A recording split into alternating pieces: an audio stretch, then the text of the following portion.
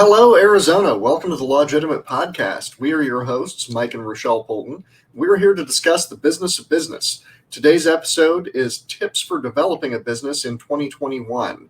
This is to help you get ahead and stay ahead in law, business, and life. Today's show is brought to you by Poulton and Royan PLLC. That's our law firm, a Phoenix law firm, helping local business owners get ahead and stay ahead in law, business, and life. It's what we do. So you can find us online at www.pnlaw.pro or give us a call at 602-427-5613 to see what we can do to help you out with your business. But today we're going to talk about just a few tips that are specific to today's unusual market conditions for small business owners and new entrepreneurs. Things are different today than they were a year ago and very different than they were 2 years ago. We just did a great show with a couple guests talking about their tips and tricks, and just wanted to give a little bit more of an update with a few things that we've noticed in our practice. Go for it, Rochelle. Yeah, so I think the first thing is that we've noticed in general is that there's been the rise of the solopreneur. Lots of people during the pandemic have decided to go into business for themselves. And whether that is a side hustle in addition to a full-time job or abandoning their employment altogether to start their own business. And that means that there's more competition these days, a lot of it. So if you're one of those people that have just decided in the last year that maybe you want to go ahead and start your own business, this podcast episode is for you. It's an interesting trend that really started several years ago, maybe upwards of a decade ago. There were a lot of MLMs that really started to break out maybe 5 to 10 years ago. And as the MLMs have faded a little bit, there's been a rise in people doing their own thing. A lot of business coaches, a lot of independent business assistants, marketing people, website people, lots of solopreneurs who perhaps would have been working in a small company with half a dozen or a dozen people before are now doing it themselves as independent contractors. And that's great. I think it works out a lot better for a lot of those people, and they're very happy with their decisions. However, over the course of the last year, there has been such an incredible rise in this trend that many of the most popular fields have become quite crowded, very saturated, very crowded. Because there is only so much work to go around for those types of fields. And as a result, it can become quite difficult to acquire clients. Yes. Distinguish yourself. It's really hard when you're breaking into a business for the first time to think of yourself as a business owner. So even if it is something that you're only doing part-time, it is still a business. So it's important to know what your competition is. And if you had a great idea about how to service a certain demographic or a certain market, especially if it was pre-pandemic, it is really important to understand what the current market conditions are. That's for sure. You want to avoid creating an expensive hobby for yourself in lieu of a job. One of the big differences between being a solopreneur versus being an employee in a small company is that as an employee in a small company, you're not taking the risk of whether your work is profitable or not. Obviously, if you're not profitable to the business, you will eventually lose your job because they can't keep paying you to do things that don't make them money. But in the short term, at least, you keep getting a paycheck, even if your employer is losing money on it. As a solopreneur going out on your own, you're not going to make money right at the beginning. You might be profitable in a month. You might not be profitable for 6 months or even a year, depending on what field you're in and exactly what the details are.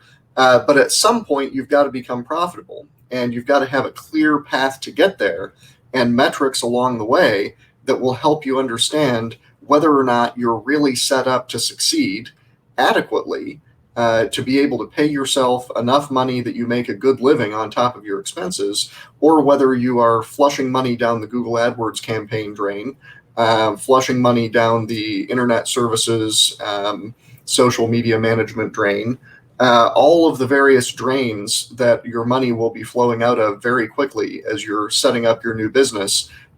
You've got to have some clear goals, clear metrics, and good rules of thumb in play to determine whether or not those expenditures are reasonable and that you will be able to develop the revenue necessary to pay for them on an ongoing basis while still paying yourself. It's really, really easy to fall into this trap as a new business owner. It's one of the reasons why 95% of all businesses fail. And that's because they don't know that they're losing money. So if you don't have a system for keeping track of what you're spending your money on, like if you're going to a bunch of networking events, paying networking dues, buying new products, paying for a website developer, paying for this, paying for that, if you're not tracking that and comparing that to what your revenue is, you may have a very expensive hobby. One perspective issue that can often trap new entrepreneurs in this type of a situation is the idea that because other people are paying a certain amount for something in your line of work, that's what it's worth to you. And advertising is a great example of this. In fact, advertising might be the quintessential example of this, because it is very difficult, even with excellent modern metrics for the most standard types of internet advertising, it is still very difficult to directly calculate a return on investment for advertising expenses.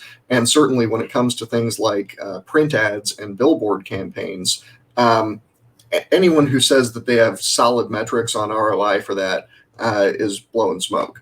There's just no way to determine it with any accuracy. It's all pretty vague, and the advertising industry relies on that vagueness to justify their prices. Sometimes it can be totally worth it, but at other times, just because most of your competitors are paying a huge amount for standard AdWords campaigns and bidding on the most obvious keywords for whatever your business is, they may be overpaying dramatically. They may be paying 5 or 10 times what those keywords are really worth. So always get back to your core metrics and see whether or not it makes sense for you to be paying for clicks and eyeballs on your website and paying for social media placement and things like that, because very often the people who are bidding and paying the most for those things are losing money on it. Just because someone else is willing to spend that doesn't mean that you should be willing to spend that. It's really, really important to just track your income, track your expenses. And it's the scary part of being the business owner, right? Like, you got into business, you aren't an accountant, you don't do math, you don't like math. Well, you got to learn to love the numbers, because that is the only scoreboard that matters in business is, are you making money? So before you decide to continue with whatever your side hustle is or your business is, just take a minute, jot some numbers down, see, are you making money or are you losing money? And then think, what can you do to make more money? Where are your priorities? Is the issue that you're not working enough? Is the issue that you need to maybe outsource some of these things so you can do more income generating activity? I mean, there's lots of things that you can do as a business to survive, but you have to know where the problems are in order to fix them. Indeed. Now, you may be thinking, I have a great opportunity to start this new solo entrepreneurship venture that is perfect right now because of the post-pandemic conditions, because of whatever change in your line of business, whatever change in your industry has occurred over the course of the last year and a half, sets you up just right to take advantage of it. Well, that may well be true, and perhaps you should do it. However, you've got to consider that if it seems like the obvious move, lots of other people are also doing that move.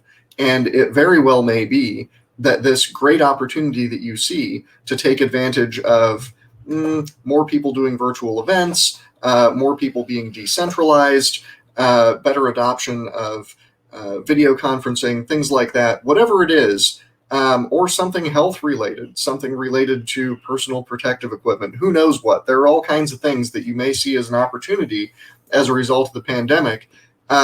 Consider you are not the only person who sees that opportunity.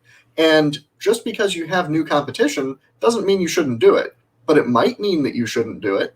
It might mean that this great opportunity is already oversaturated from the very start. There are plenty of examples of that. Plenty of pandemic-related or pandemic-accelerated business opportunities, which seem like they should be great, but because everyone decided to do it at once and there are very few barriers to entry, it's an easy thing for people to jump into. it never had great profitability during or after the pandemic because of all of this easy competition. So consider that very carefully and make sure that you know whether it really is a good pandemic-related opportunity for a business versus being a pandemic-related trap because of all of the competition flooding into that specific field. Great points. Let's see. Other things to consider. In-person business still matters. Yes. Absolutely. Over the course of the last year, we all had to go virtual in almost every line of business, except a small handful.